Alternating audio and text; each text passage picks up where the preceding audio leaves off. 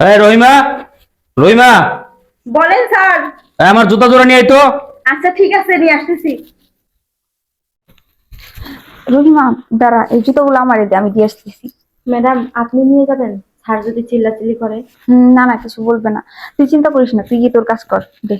আচ্ছা। কিরে আওয়াজটা কে? এই যে আপনার জুতা। কিরে তুই আমার জুতা লইছিস কে? হ্যাঁ, আমি তো রহিমারে ডাক দিচ্ছি। এটা কেমন কথা বললেন আপনি? রহিমা কাজ করতেছে তাই আমি জুতাটা নিয়ে আসলাম। এই তোর আমি কইছি না, হ্যাঁ কোন সময় ছলে বলে কৌশলে আমার চোখের সামনে তুই আবি না। দেখ আপনি কি বলতেছেন এইসব? আমি আসবো না তো কে আসবে? আমি তো আপনার বউ। তুই আমার বউ, হ্যাঁ? এই তোর আমি বউ বলে মানি, তোর তো আমার দেখতেই মন চায় না। আচ্ছা, আপনি সবসময় আমার সাথে এমন করেন কেন? আর আমার আপনার কেনই বা দেখতে মন চায় না? আমি কি দেখতে অসুন্দর? এই তুই সুন্দর না বান্দর এইটা আমি জানি না, কিন্তু তোর আমার দেখতেই মন চায় না। আচ্ছা, আপনি সবসময় আমার সাথে এমন করেন কেন? আপনি আমার সাথে যেরকম ব্যবহার করেন, কোনো পুরুষ তার স্ত্রীর সাথে এরকম ব্যবহার করে না। আপনি আমার সাথে যে ব্যবহারগুলো করেন, রাস্তার কুকুরের সাথেও মানুষ এরকম ব্যবহার করে না। কি বললি তুই? হ্যাঁ, তুই রাস্তা কুকুর লাগে আমার জোড়া দিলি? আপনি আমার গায়ে হাত তুললেন। তুই যদি দাঁড়া দাঁড়া আর একটা কথা বলস না, লাথিতে কোমর আড্ডে ভেঙে গেলাম। এই তোর আমি পছন্দ করে বিয়ে করে নাই, আমার বাপ তোর আমার বিয়ে করাইছে। এই বাড়িতে বাইরে দিতে পারস না তুই? হ্যাঁ, এত গায়ে হাত তুলি অপমান করি, লজ্জা হয় না তোর? তোর লজ্জা সব নাই? কি বললেন? আমার লজ্জা শরম নাই? হ্যাঁ, আপনি ঠিকই বলছেন, আমার একটু লজ্জা শরম নাই। কারণ আমি আপনাকে ভালোবাসি, আর আপনি আমার স্বামী। আর বললেন আমি এই বাড়ি থেকে চলে যাব? কোথায় চলে যাব আমি? এটা আমার স্বামীর বাড়ি, এটা আমার সংসার। আমি আমার সংসার ছেড়ে তো কোথাও যাব না। ছি ছি ছি ছি ছি, জীবনে আমি অনেক মাইয়া দেখছি, কিন্তু তোর মতো নির্লজ্জ বেহায়া মেয়া আমি কোনোদিন দেখিনি। ঠিক আছে, স্বামীকে ভালোবাসলে, স্বামীকে সম্মান করলে, স্বামীর যত্ন নিলে যদি একটা মেয়ে নির্লজ্জ হয়, হ্যাঁ তাহলে আমি নির্লজ্জ। এই, সর আমার চোখের সামনে, সর সর। ম্যাডাম আমি তো আপনাকে বলছিলাম যে জুতাটা আমি নিয়ে যাই, স্যার চিল্লাচিল্লি করবে, তারপরেও তো আপনি আমার কথা শুনলেন না। না না, কোনো সমস্যা নেই। তাছাড়া ও তো আমার স্বামী, আমার স্বামী একটা কথা বলতেই পারে আমাকে। ম্যাডাম আপনাকে যে এত অবহেলা করে, এত অসম্মান করে, কষ্ট দেয়, তারপর আপনি কেন এখানে থাকেন? এটা তুই কেমন কথা বললি রহিমা? হ্যাঁ, মানলাম আমার স্বামী আমাকে ভালোবাসে না, অসম্মান করে, তাই বলে কি আমি আমার সংসার ছেড়ে চলে যাব? ম্যাডাম শুধু আপনাকেই দেখলাম এরকম অসম্মান সহ্য করেন আপনি। আর আমার একটা বান্ধবী কি করছে জানেন? ওর স্বামী শুধু একটা থাপ্পড় মারছে, আর স্বামীকে একটা লাথি মেরে চলে গেছে, বুঝছেন? কি, চলে গেছে? একেবারে চলে গেছে? আরে না না ম্যাডাম, 3-4 মাস পর আবার আসছে। তাহলে লাভ হইলো কি? স্বামীকে ছেড়ে যদি গিয়ে আবার আসতেই হয়, তাহলে তো ওই যাওয়ার কোনো লাভ নাই। শোন, মেয়েদের জীবনে বিয়ে একবারই হয়। আমি এই বাড়িতে বউ হয়ে আসছি লাল শাড়ি পরে, আর যদি বেরোতে হয় তাহলে সাদা শাড়ি পরেই বেরো হব। বাবারে ম্যাডাম, স্বামী ভক্ত মেয়ে দেখছি, কিন্তু আপনার মতো মেয়ে কোথাও দেখি নাই। শোন রহিমা, তোর আমি একটা কথা বলি, আমার হাজবেন্ড কিন্তু আমাকে পছন্দ করে বিয়ে করে নাই। এই বাড়িতে আমার শ্বশুর আমাকে বউ বানায় নিয়ে আসছে, আর সে অনেক আশা নিয়ে, অনেক স্বপ্ন নিয়ে এই বাড়ির বউ বানায় নিয়ে আইছে। এখন যদি আমি তাকে কষ্ট দিয়ে এই বাড়ি থেকে চলে যাই, হ্যাঁ আমি যদি চলে যাই তাহলে চলে যেতেই পারি, কোনো না কোনো জায়গায় আমার ঠাঁই হবে। কিন্তু আমার শ্বশুর যে আশা নিয়ে, স্বপ্ন নিয়ে আমাকে এই বাড়ির বউ বানায় নিয়ে আসছে, তার কি হবে? ঠিক আছে ম্যাডাম, বুঝতে পারছি আপনি স্যারকে অনেক ভালোবাসেন না। হুম। আর শোন, আমি তোর আরেকটা কথা বলি, তোর স্যার আমার সাথে এরকম কেন করে জানোস? ওই যে আমি গ্রামের মাইয়া না, তার জন্য। আরে ম্যাডাম, আপনি একটু স্মার্ট হয়ে থাকতে পারেন না? না রে, ছোটবেলা থেকে আমার মা বাবা আমাকে এইভাবেই মানুষ করছে, গ্রামে বড় হয়েছি না, আমি এরকমই যে স্মার্ট হয়ে ছোট ছোট কাপড় পরে চলাফেরা করতে পারি না। ও আচ্ছা ম্যাডাম, আপনার কথা শুনে না আমার অনেক ভালো লাগছে, আপনি আসলে অনেক ভালো। আচ্ছা ঠিক আছে, তুই গিয়ে তোর কাজ কর। ঠিক আছে ম্যাডাম।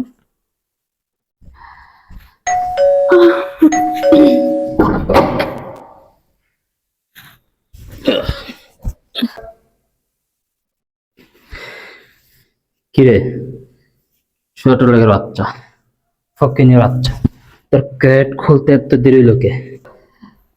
আসলে ঘুমায় পড়ছিলাম তো তাই। হ্যাঁ, ছোট লোকের বাচ্চা, আমি গেটের সামনে দাঁড়ায় রয়েছি আর তুই বাসা বসে ঘুমাস? হ্যাঁ, আপনি আজকে মদ খেয়ে আসছেন? আহ, আমি মদ খাইছি না খাই নাই এই কৈফিয়ত আমি তোর দেবো? সর ফকির বাচ্চা।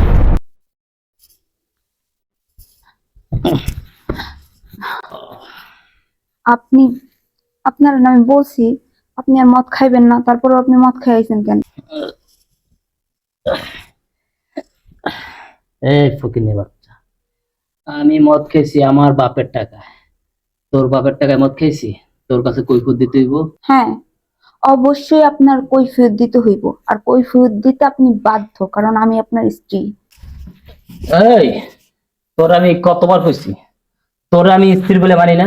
হ্যাঁ, তুই বারবার কি লিগে আমার কাছে কৈফিয়ত চাইতেছস? কি রে? হ্যাঁ, শোনেন, আপনি আর কোনো দিন মদ খাইতে পারবেন না। কি কইলি তুই? হ্যাঁ, আমি মদ খেতে পারবো না? ফকিনীর বাচ্চা, তোর এত বড় সাহস, তুই আমার উপর হুকুম জারি করস? আহ, কি রে, তুই আমার হাত ধরে নিছস? হ্যাঁ ধরছি, ধরছি। আমার উচিত ছিল কি জানেন, আপনার গালে একটা মারা, কিন্তু আমি তো বউ, আমি এটা করতে পারলাম না। শোনেন, আমি আপনারে সাপ সাপ করে বলে দিতেছি, আজকের পর থেকে এই বাড়িতে মদ খেয়ে আপনি ঢুকতে পারবেন না। তোর এত বড় সাহস, তুই আমার হাত ধরছস, তুই আমারে থাপ্পড় মারতে চাস? হ্যাঁ, তুই এই সাহস কই পাইছ? কি? আমি সাহস দেখাইতেছি?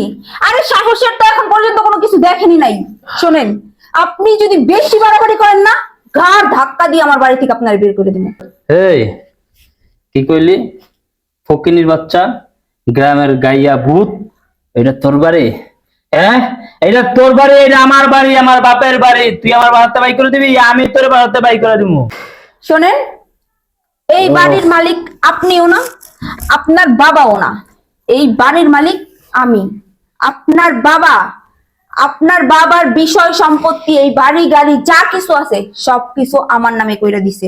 অতএব এই বাড়ির মালকিন, আপনাদের যত প্রপার্টি ছিল সবকিছুর মালকিন আমি। এই, তুই কি বলতে চাস? হ্যাঁ, তুই কি পাগল হয়ে গেছিস না মেন্টাল হয়ে গেছিস? মাল তো আমি গেছি, মাতাল তুই চস কিনলি লিগা? কি রে, শোনেন, কি করছ সব? আমি পাগলও হই নাই আর আমি মাতালও হই নাই। আপনি আমার কি যেন বলছিলেন, আমি বেশি বাড়াবাড়ি করলে লাথি মাইরা আপনি আমার বাসা থেকে বের করে দিবেন? শোনেন, আমি তো আপনার বউ, আমি এই কথাগুলো আপনারে বলতে পারলাম না। আপনি যেই কাজটা করতে চাইছিলেন না, ওই কাজটা কিন্তু এবার আমি করব, যদি আপনি আমার কথা মতো না চলেন। তোর এত বড় সাহস না? আব্বা, এই আব্বা! কি হয়েছে বৌমা? আব্বা, এই মেয়ে কি বলতেছে? হ্যাঁ, তুমি নাকি এই বিষয় সম্পত্তি বাড়ি গাড়ি টাকা পয়সা এই মেয়ের নামে লেখা দিছো? এই মেয়ে কি বলতেছে? ঠিক কথাই বলতেছে। এ আমার বাড়ি, টাকা পয়সা, যে সম্পত্তি যা আছে আমার, আমি সব আমার বৌমারে লিখে দিছি। কি গো আব্বা, তুমি কি কইতাছো? তুমি এই বাড়ি গাড়ি টাকা পয়সা বিষয় সম্পত্তি সব ওর নামে লিখে দিছো? হ্যাঁ, লিখে দিছি।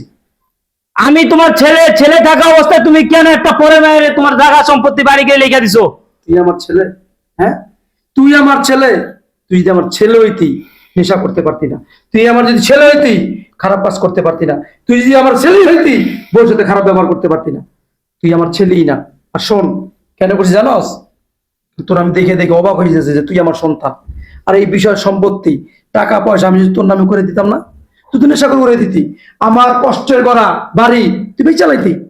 নেশাখোর, যারা নেশাখোর, যারা বড় দেখতে পারে না, যারা নেশা করে, বন্ধু যারা আড্ডা দেয়, ওরা সব করতে পারে। আমার কষ্টের টাকা বাড়ি চাই না, আমার বাড়িটা বেচা তুই নেশা করস। তার জন্যই আমি আর বৌমারে লিখে দিছি। শোন, এই বাড়ি যদি থাকতে হয়, বৌমা যেভাবে বলবে ওইভাবে চলবি। বুঝতে পারছস? তুমি কি বলতেছো? হ্যাঁ, আমি নেশা করি ঠিক আছে, এই কারণে তুমি তোমার ছেলে থাকতে তুমি তোমার সহ সম্পত্তি একটা পরের মেয়ের নামে লিখে দিবা? এইটা কি করে হয় আব্বা? তুই যদি আমার ছেলের মতো ছেলে হইতি না, তাহলে আমি কাজটা করতাম না। তুই বাধ্য করছিস এই কাজটা করার জন্য। বুঝতে পারছস? আর চিল্লাচিল্লি করবি না আমার বাড়ির ভিতরে। আব্বা, এবার কি বাবার যা বলার বাবা বইলা দিছে। বাবার কাছে শুনতে চাইছিলেন না আপনি? আমি বুঝতে পারছি, তুই আমার আব্বার কানে কুবুদ্ধি দিছিস, কুপরামর্শ দিয়ে আমার আব্বার জায়গা সম্পত্তি বাড়ি গাড়ি সবকিছু লিখে নিছিস আমার এই সম্পত্তি থেকে বঞ্চিত করার লেগা। আমি বুঝতে পারছি। আপনার যা ভাবার আপনি ভাবেন, আমার কোনো সমস্যা নাই। তবে একটা কথা মনে রাখবেন, যদি আমার বাড়িতে থাকতে হয় তাহলে আমার কথা শুনে আপনার চলতে হইব। আপনি আজকের পর থেকে আর কোনো মদ খায়া এই বাড়িতে ঢুকতে পারবেন না, কারণ একজন নেশাখোরের এই ভদ্রলোকের বাড়িতে কোনো স্থান নাই। আর আপনি যদি আমার কথাগুলো না মানতে পারেন, গেট খোলা আছে, বের হয়ে যাইবেন। তুই কইলে হইলো? হ্যাঁ, তোর কথা আমি মদ খাওয়ার দিমু? অবশ্যই, কারণ আমি এই বাড়ির মালকিন, আর আমার বাড়িতে থাকতে হলে আমার কথা মানতে আপনি বাধ্য। তোরে যে আমি কি করবো? ওর মাথা নষ্ট। তোরে আমি পরে দেখে নেব, তোরে আমি পরে দেখে নেব। ঠিক আছে, আপনি যা করার আপনি কইরেন। শোনেন, আমি আপনারে বইলে দিছি, আপনি আর মদ খেয়ে এই বাসায় ঢুকতে পারবেন না। হে আল্লাহ, আপনি তো জানেন আমি আমার স্বামীরে কতটা ভালোবাসি, কিন্তু তারপরেও আমার বাধ্য হয়ে ওর সাথে এরকম খারাপ ব্যবহার করতে হইতেছে।